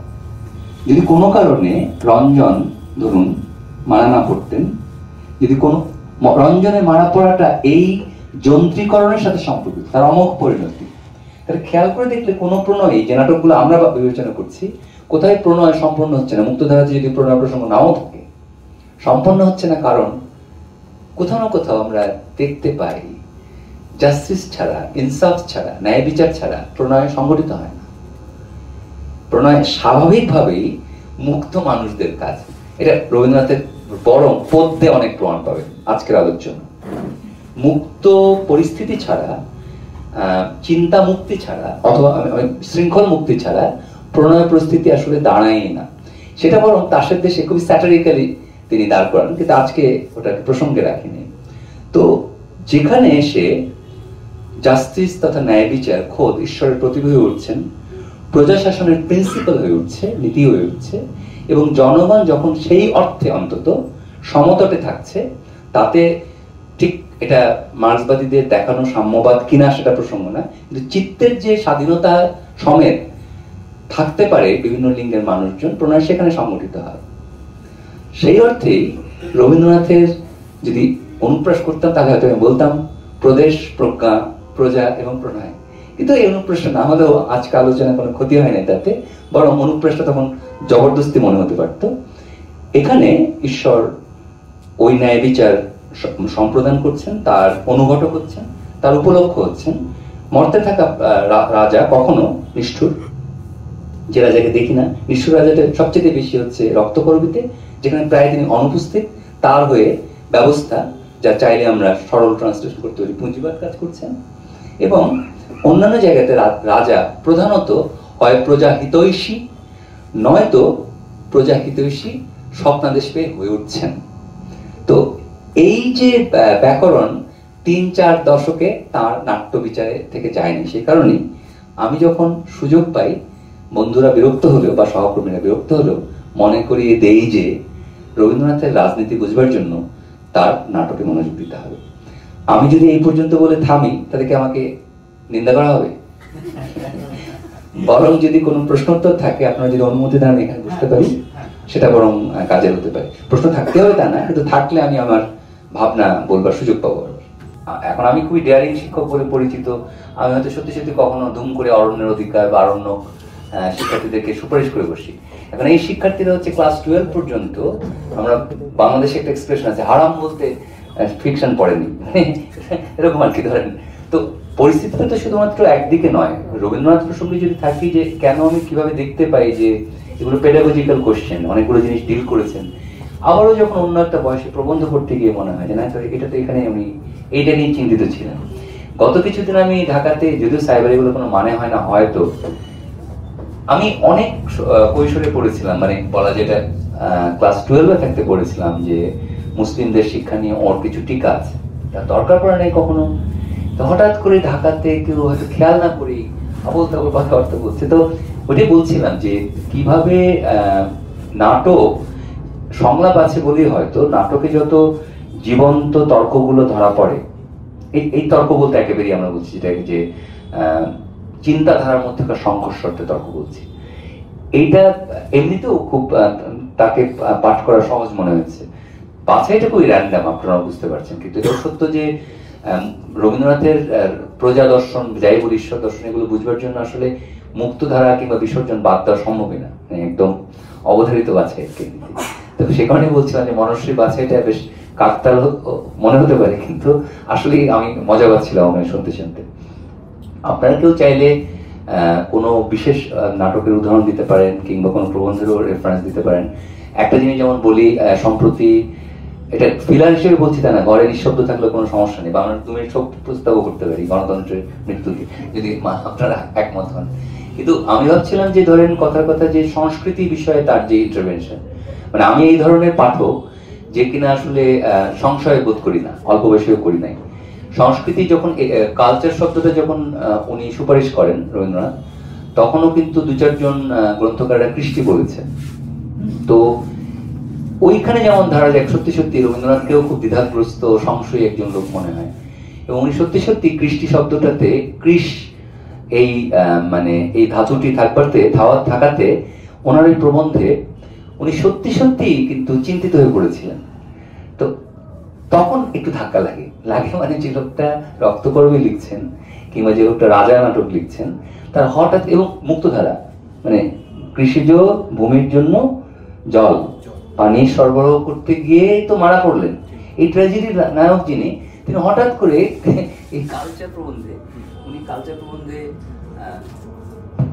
চিন্তিত যে কৃষ্টি শব্দটা যদি কোনো কারণে বাংলায় চালু হয়ে যায় তাহলে কর্ষণ সাথে সম্পৃক্ত থাকবে। ইংরেজিতে তাই আছে এগ্রিকালচার কাছে, কিন্তু পয়েন্ট হচ্ছে এইটা, এগুলো তো আমাদের ধরেন পাঠক হিসেবে, আমি বলতে চাইছি পাঠক হিসেবে যদি ওইটুকু প্রশ্নমনস্ক না হই, ক্রিটিক্যাল না হই, তাহলে শুধু ভক্তি আর আনুগত্য দিয়ে এইটা ধরা সম্ভব ছিল না যে লোকটি মুক্তধারা লেখেন তার আসলে এই প্রবন্ধটা উচ্ছ্বাসজাত হয়েছে, বিবেচনা প্রসূত হয়নি, তাই না? মানে কি আসে যায় কৃষি, মানে একটা শব্দে আমাদের এই অঞ্চল তো আপনার মূলত কৃষি জমি অঞ্চল। হ্যাঁ, 200 বছর আগে তাহলে আমি একটা কথা বলছি যে এই যে রবীন্দ্রনাথ নিয়ে আমাদের, মানে আমি খুব ছোট বয়সে একটা কথা ভাবছিলাম একেবারে এমএ পাশ করার সময় যে এই জনতা, এই প্রজা, যদি আমরা এখানে বলি আমাদের পার্থ চট্টোপাধ্যায়ের যে প্রজা এবং তন্ত্র এবং এই নিয়ে যে কাজ, সেটা দেখার আগেই আমি তখন এই সমস্ত বইয়ের নামটাম জানতাম না। এখন এই জনতা চরিত্র এবং যে জনতা বলেই তো এটা যে প্রজা হিসেবে যদি আমরা দেখি, আমি এরকম একটা ভাবনা ভেবেছিলাম এবং দু একটা জায়গায় বলেও ছিলাম খুব অকুত ভয়ের সঙ্গে, যে এই প্রজাদের প্রতি রবীন্দ্রনাথের মানে ওর কিভাবে দেখেন, মানে ধরুন বামপন্থী যে ডিসকোর্স, তাতে শেষ পর্যন্ত গরিব গুরব মানুষ যারা কাজকর্ম করছে তারা শেষ পর্যন্ত জয় হবে, তারা জয়ী হবে, একদা তারা জয়ী হবে।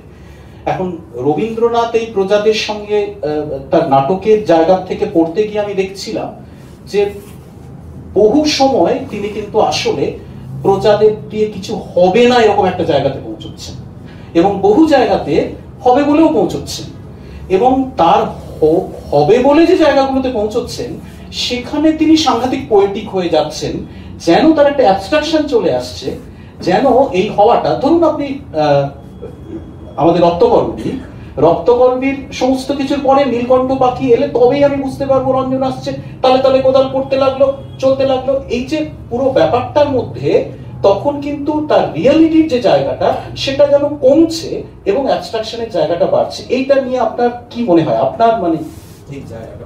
আমার এটা খুবই ইন্টারেস্টিং প্রশ্ন এটা আসলে। আমি এমনিতেও যখন আমি আগ্রহী ছিলাম, আমি শিশুকালে অন্য অনেকের মধ্যে রবীন্দ্র ভক্ত ছিলাম, যার কোনো বিশেষ কোনো মানে নেই রবীন্দ্র শোনা ছাড়া।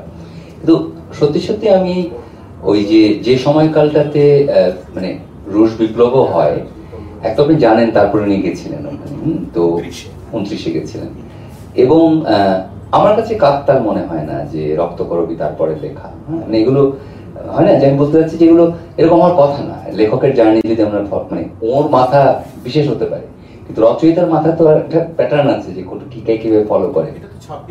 এটা 26-এ, কিন্তু আমি বলছি যে বিপ্লবোত্তর কালের দুটো মেজর নাটক তার লেখা, এবং আমি এবং পুঁজিবাদের ব্যাপারে তার যে সতর্কীকরণ কিছু প্রবন্ধ আছে এই শিল্প বিপ্লব টিপ্লব নিয়ে, আমি এটা মনে করি যে ওই যে অ্যাবস্ট্রাকশন, আপনার সাথে আমি একমত, অ্যাবস্ট্রাকশন আছে, সেটা কিন্তু আছে আপনার কমিক্যাল হলেও তার সাথে দেশেও আছে, কিন্তু মানে আসলে পরের দশাটা কি, কাঠামো ভেঙে যায়, নিয়ম ভেঙে যায়, কিন্তু আসলে যে প্রাণোচ্ছলতা, মানে মুক্তির একটা মানে হচ্ছে প্রাণোচ্ছলতা, এইখানে আসলে ক্লাস অ্যানালাইসিস ওর কাজে খুঁজতে যাওয়া মুশকিল আসলে। তো যখন উনি প্রাণোচ্ছলতা বা চিত্ত, মানে প্রাণোচ্ছলতা, মানে এই প্রাণোচ্ছলতা এবং চিত্ত যে যাই বলুন না কেন, আমার একটা জিনিস মনে হয় যে গরিব গুরব মানুষ, তাকে আমরা যে ডিসকোর্স থেকে যেভাবে বা যে তত্ত্ব থেকে কাকে প্রলেতারিয়েট বলি বা সাবলটান বলি বা যাই বলি না কেন, এই মানুষগুলো সম্পর্কে, এই মানুষগুলো শেষ পর্যন্ত মানে কিছু যে ঘটাতে পারবে বা পারবে না, বা এদের ওপর ভরসা রাখা যাবে কি যাবে না, এই নিয়ে তো আমি একটা প্রশ্ন করেছিলাম। কিন্তু এই মানুষগুলোর জায়গা থেকে উনি কিন্তু কতগুলো বাতিলের জায়গাও চলে যাচ্ছেন। ধরুন আমি বড় হয়ে ধরুন আমাদের সুধীর বাবুর লেখা পড়লাম, কি সুধীর চক্রবর্তী, এখন সেখানে আমি সাহেবধ্বনি বলাবলি পড়তে গিয়ে দেখলাম যে শুধু রবীন্দ্রনাথ নয়, রামকৃষ্ণ পর্যন্ত তাদের ভেতরকার যে ইন্টারনাল ডিসকোর্স গুলো আছে, তাদের যে মেলামেশা গুলো আছে, এনআরসি আবার নতুন করে আসছে, হিন্দু মুসলমান, আমাদের তো এখানকার ভদ্র মহোদয় তো খুঁজেই পাচ্ছে না যে হিন্দু হবে মুসলমান হবে, আবার মাঝখানে আছে না, এরকম মানুষ ওরা কিন্তু কখনো দেখেননি। মেলাতে তাদের গেছি আমরা, কিন্তু আসলে এগুলো দেখিয়ে দিয়েছেন তো যারা, তাহলে এই মানুষগুলোর যে জায়গা বা তাদের যে গড়ন বা তাদের যে ধরন, সেই সম্পর্কে খুব কি উৎসাহ ছিল, তার নির্যাসটা তিনি নিচ্ছেন বটে, তার ভেতরকার জীবন্ত অংশটাকে তিনি গ্রহণ করছেন বটে, কিন্তু প্র্যাকটিস লেভেলের জায়গাটাকে কিন্তু কালচারের কোথাও ডিজোন করছেন বলে কি মনে হয়? আমার মনে হয় যে ওই ওই এইখানে এরা উনি খুবই আপনার ওই যে পোয়েটিকও বলতে পারেন, আবার ওই অর্থে প্লেটোনিকও বলতে পারেন। আসলে সত্যি সত্যি আপনার যাদেরকে মার্ক্সবাদী ভাষায় যাদেরকে বলা হয় অন্তজ বা যাই বলি শ্রমিক শ্রেণী, তাদের শাসন উনি কল্পনা করতেন না। এটা হচ্ছে একটা, সে অর্থে রবীন্দ্রনাথ আরো গুরুত্বপূর্ণ যে যেগুলোকে বলা হয়েছে মার্ক্সবাদী ডিসকোর্সে বুর্জোয়া ব্যবস্থা, সেখানে একেবারেই আপনার যে বুর্জোয়া যে আপনার ন্যায় বিচার, তার সম্ভবত একদম আপনার শিখর বা হাইট হতে পারেন রবীন্দ্রনাথ। তো উনি আসলে প্রবন্ধও দেখবেন না, উনি আসলে দেখতেন না কখনো যে অন্তর্জাতের যে অর্থে আমাদের, তো এটা তো খুব গুরুত্বপূর্ণ, আমাদের তো সকলেরই চৈতন্য তৈরি হয়েছে রিগার্ডলেস আমরা কেউ মার্ক্সবাদী কিনা, আমাদের তো সকলেরই চৈতন্য তৈরি হয়েছে দুনিয়াব্যাপী এই নাড়াচড়ার পরেকার চৈতন্য। হ্যাঁ, মানে যেই হই না কেন সেখানে আমার পয়েন্ট না, এটা তো আমরা বেড়ে উঠেছি, আমাদের বাপ মা মানে জন্মেছে রুশ বিপ্লবের পরে, মানে বাপ মা জন্মেছে রুশ বিপ্লবের পরে, এবং সেটার একটা জাগতিক একটা আলাপ আলোচনার দুনিয়া ছিল। হ্যাঁ, তার মধ্যে দিয়ে আমাদের কন্ডিশন হয়ে আছে মাথায়, সেইটা খুব গুরুত্বপূর্ণ এমনিতেও খেয়াল করা, আমরা যে পন্থী হয় না কেন। তাই আমি মনে করি যে রবীন্দ্রনাথের কোনো লেখা পড়ে আমার যতটুকু পড়াশোনা কখনোই মনে হয় নাই যে তিনি আসলে ওই চট্টোপাধ্যায়দের চাউল রানী বলি আর একদম বামফ্রন্টের ভাষায় মজদুর বলি, এদের শাসনে জনপদ দেখতে পেতেন। উনি বড় জোর দেখতে পেতেন একটা ওই যে ঐশী আপনার একটা ন্যায় বিচার, যেখানে চিত্তের স্বাধীনতা এবং অবশ্যই প্রজাতোষণে নির্লোভতা নিশ্চিত করা যাবে। তো এটা দেখতে গিয়ে একাধিক নাটকও তার তৈরি আসলে। তো সেই অর্থে যদি ওই দিকের ভাষা দিয়ে বলবো যে বরং তার প্রজাহিতৈষিতা একেবারে বুর্জোয়া রাজনীতির একেবারে শিখরের আপনার ফাইন টিউনড নাটকে, মানে এর থেকে আর কল্পনা করা সম্ভব না ওই অবস্থা। সেই জন্য এটা রাজনীতিভাবে গুরুত্বপূর্ণ, এবং আমরা এত রকমের সিস্টেমেটিক করাপশনে আছি, তখন এটা পুনর্পাঠ আরো জরুরি, তখন আসলে খেয়াল করাটা। একটা কথা হ্যাঁ ঠিক আছে, এমনি বলছি, এই যে আপনি যেটা বললেন যেটা হ্যাঁ ঐশী বিচারের জায়গাটা, এটা কি ব্রাহ্ম রবীন্দ্রনাথের জন্য কি হয়েছে? মানে ওনার যে একটা ব্রাহ্ম আদর্শ ছিল সেটার জন্যই কি আরো বেশি করে এসছে? মানে এটা খুবই চমৎকার প্রশ্ন। দেখেন, মনে হচ্ছে হঠাৎ করে মনে হচ্ছে বেশ কিছু গবেষকের মাঝখানে আছি।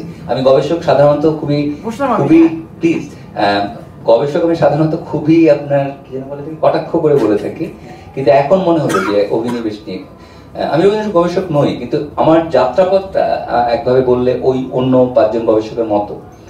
সত্যি সত্যি বলতে আমার প্রথম বিচারটাই ছিল অনেক বছর আগে, যে ওর এই যে জাস্টিস এটা এসছে ব্রাহ্ম ধর্ম থেকে, কিন্তু আসলে না। কারণ কি, সত্যি সত্যি বলতে গেলে এটা বোধহয় ভয়ঙ্কর কথা হবে, সেটা হচ্ছে উনি আসলে এমনকি পরমেশ্বর ছাড়া উনি ধর্মাচারী ছিলেনই না। মানে উনি আসলে ধর্মাচারী ছিলেন না, এটা তাদের পরিবারের সাথে যা ঘটেছে সেগুলো তো জানেন। হ্যাঁ, মানে তাদের তো আসলে ব্রাহ্ম হওয়া ছাড়া কোনো বেশি রাজনৈতিক, আবারও বলি চয়েস শব্দটাকে রাজনৈতিক না ব্যবহার করলেও চলতো, কিন্তু আমি ব্যবহারই করলাম যে আর তো কোনো রাজনৈতিক চয়েসও ছিল না। বাংলা অঞ্চলের নিপীড়িত মানুষজনের বছর 500-600 বছর আগে ইসলাম ধর্ম গ্রহণ ছাড়া কি রাস্তা অবশিষ্ট ছিল? এগুলো তো মানে এই রাজনৈতিক বাস্তবতাগুলো দেখবার তো সমবেত থাকতে হবে আমাদের সাধারণভাবে, তা তিনি ব্রাহ্মণ হন আর মানে চণ্ডাল হন। তো বাস্তবতা হচ্ছে এখানে তো যারা ইসলাম ধর্ম গ্রহণ করে তাদের যাদের ভক্তিতে করেন তো করেন, আমার সম্মানের অভাব নেই, কিন্তু অন্য পক্ষের চয়েসই বা কি ছিল? ঠিক একইভাবে রবীন্দ্রনাথের পরিবার তো ধরেন ব্রাহ্ম ধর্ম গ্রহণ প্রায় হ্যাঁ একেবারে ছিল। তো এরকম একটা জায়গার বাদ দিয়েও যদি বলি, ওর লেখালেখিতে যদি খেয়াল করে দেখেন পরমেশ্বর খুবই প্রবল, এবং সেইটা আসলে আমার যে কারণে পরে সিদ্ধান্তটা বাদ দিই, সত্যি সত্যি বলতে গেলে ব্রাহ্ম নয় এমন, এবং আকার নিরাকার নিয়ে আমার বড় হতে ছোটবেলার সংস্কারগুলো আপনারা জানেন, 14 বছরের মাধুরী চিড়ে ফেলা, এগুলো তো আমিও ছিলাম, কিন্তু বড় হয়ে যখন সংবেদ নিয়ে তাকালাম এর দিকে, সত্যি সত্যি বলতে গেলে বিবাহকরণ আমাকে সাহায্য করেছিল। আমার তখন বয়স 17 বা 16, যখন ওই ছবি দিয়ে যে তার ঘটনাটা, তার আগে ধরেন আপনার সাথে হাসি পেতে পারে, কিন্তু 14 বছরের একটা ছেলে হঠাৎ করে নিজেকে নাস্তিক ভাবছে, এগুলো ঘটে না? তো জীবন ওই বিবেকানন্দের ওই যে চ্যালেঞ্জ যেটা রাজাকে করেছে, ওই চ্যালেঞ্জ আমাকে নাড়িয়ে দেয়। আরে তাই তো কি উত্তর হবে? তখন তো আমি রিপ্রেজেন্টেশন থিওরি পড়ি নাই 2-4 পাতা, তো এটা সত্য যে সাকার নিরাকারের ঊর্ধ্বে আমি দেখেন বুদ্ধিমান লোকদের পাশে বসার সুবিধা এটা আমার বলতে পারবো না। আসলে আমি বরং পরে মানে যদি বলেন এই আবিষ্কারটা আসলে ডিসকভারি বলা উচিত আসলে, যে এই আবিষ্কারটা আমি করি যে প্রজ্ঞা এবং পরমেশ্বর। রবীন্দ্রনাথের ক্ষেত্রে অন্তত যাহা প্রজ্ঞা তাহাই পরমেশ্বর তাহাই প্রজাহিত। হ্যাঁ হ্যাঁ, ফরাদ মাজার হয় কি, উনি যখন উনি খুব দুর্দান্ত পাঠক, কিন্তু উনি সংগঠক হিসেবে কখনো কখনো মনে হতে পারে যে খুব বিপজ্জনক কথাবার্তা। রাজনীতি খুব ঝামেলাজনক জায়গা, কিন্তু ওর পড়াশোনা আমি বরং শুনি নাই, কারণ অনেক কিছুর মধ্যে বাদ পড়ে গেছে, কিন্তু ওর পক্ষে নেই মানে অনায়াসে। আমি যদি আমাকে কেউ জিজ্ঞাসা করতো যে কার কার তুমি কপি করলা প্রজ্ঞা এবং পরমেশ্বর, শুনতে খুব ভালো শুনেছিলাম হেগেলের কি কি টিকে নাই সম্ভব। তো কিন্তু এমনিতেও বাংলাতে শুনতেও ভালো শোনায়, যেহেতু দুটো প্রজ্ঞা পরমেশ্বর, তো ওর প্রজাহিতৈষী তো তাই আসলে একদম প্রজ্ঞাই পরমেশ্বর। এটা খুব পুরনো প্রসঙ্গ। একটা জিনিস তুমি যখন বলছো যে রবীন্দ্রনাথ যখন রাজ্য শাসন করবে তখন অনেকটা অ্যাবস্ট্রাক্ট জায়গায় চলে যাচ্ছে, তুমি সেখানে রবীন্দ্রনাথের কাছ থেকে কি এক্সপেক্ট করো?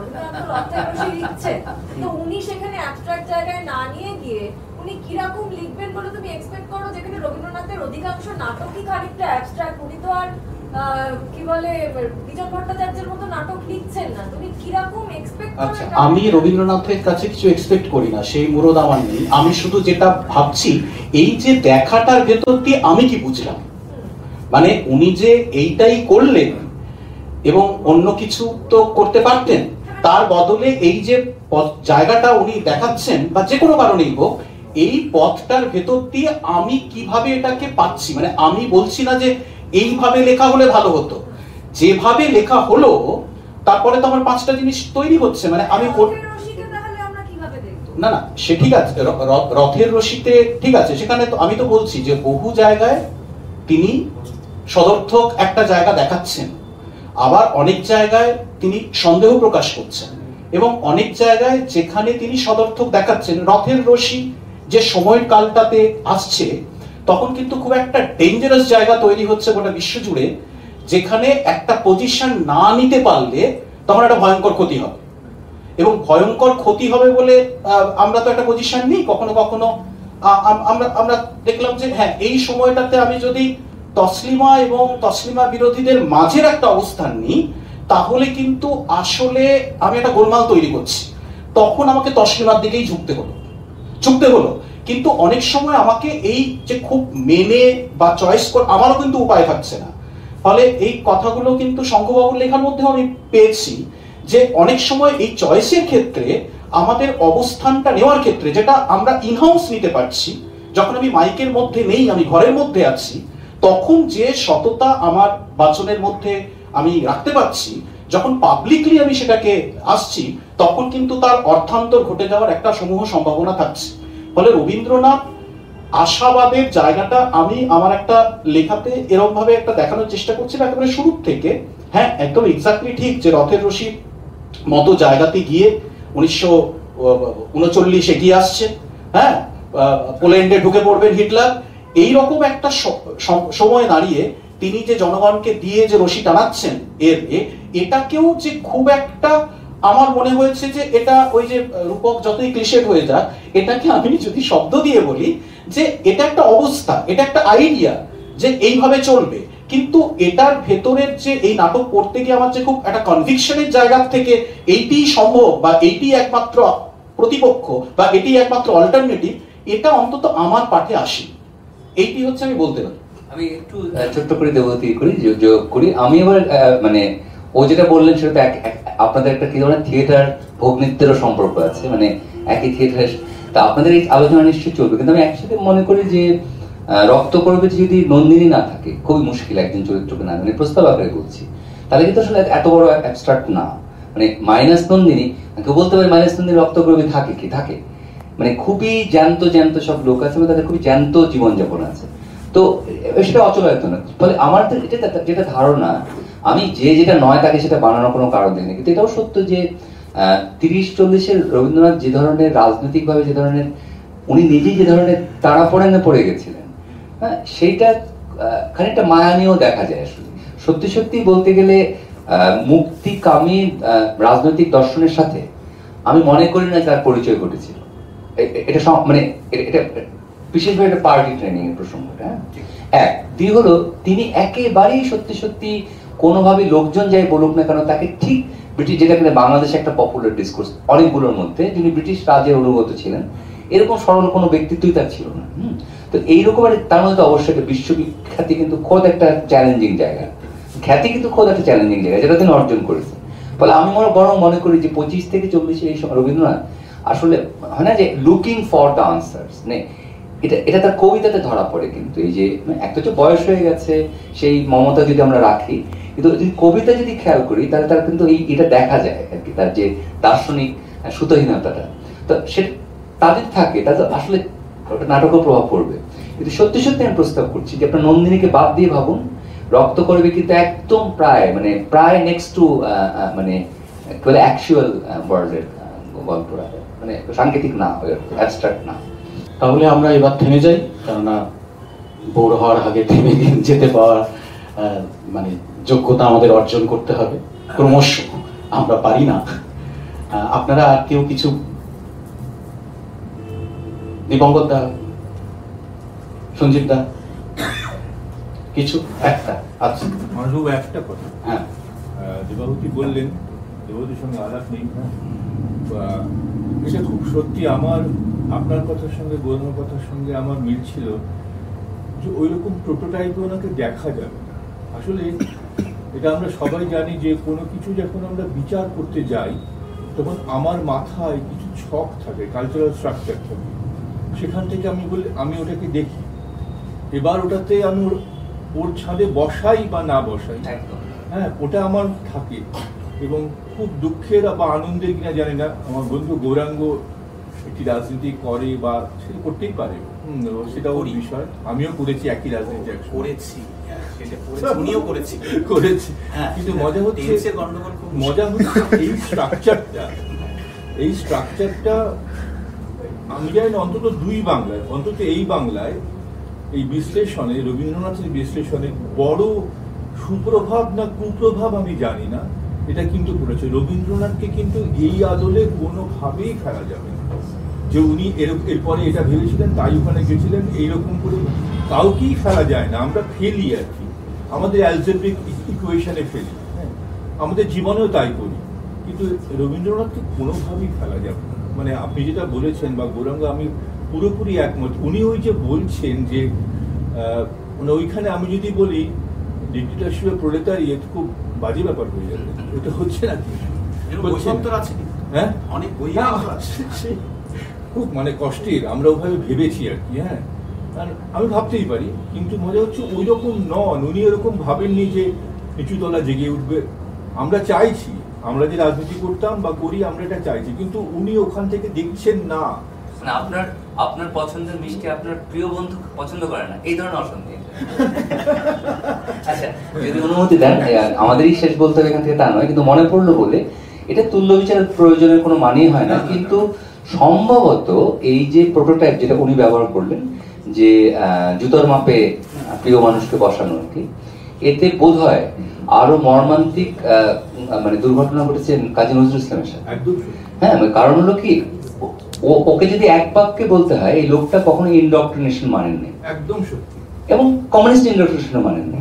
তো উনি আজাদ হিন্দ ফৌজ করেছেন, কালী সাধনা করেছেন, আমদাদ করেছেন, ইসলামী ইয়েতে ছিলেন, শ্যামা সঙ্গীত লিখেছেন, নিজে উনি গাজল গাইতেন, উনি দুর্দান্ত সব জটিল ধরনের পারস্যীয় যন্ত্রগুলোকে নিজে কবজা করেছেন কতটুকু বয়সে, এবং সারাটা জীবন উনি আসলে ওনার ক্ষেত্রে বিদ্বেষের চাইতে ভুলভাল লোকে গ্রহণ করেন।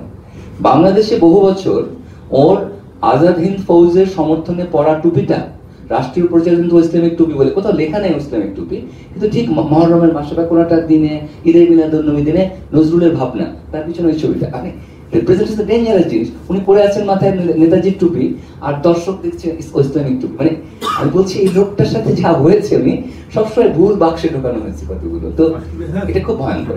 একদম সত্যি, মানে আসলে কি স্টেট না কিছুকে অবলম্বন করে, সেটাকে সামনে নিয়ে আসে, যে এইটা দেখো এরকম এরকম হতে হয়, যাই হোক, এখানে আমরা শেষ করছি, কেননা এই শেষের কথাটা রবীন্দ্রনাথই বলেছেন, আপন মনের মাধুরী মিশায়ে করেছি তোমারে রচনা। ঠিক আছে, তো যাই হোক, রবীন্দ্রনাথ আমাদের হন, আমাদের মতো করেই তো, আমাদের যতটুকু পেটের তো সেটা দিয়েই তো তাকে আমরা দেখব এবং তাকে মূলধন করে একটু ছাড়ানোরও চেষ্টা করব। শুভরাত্রি সকলকে আমাদের সঙ্গ দেওয়ার জন্য।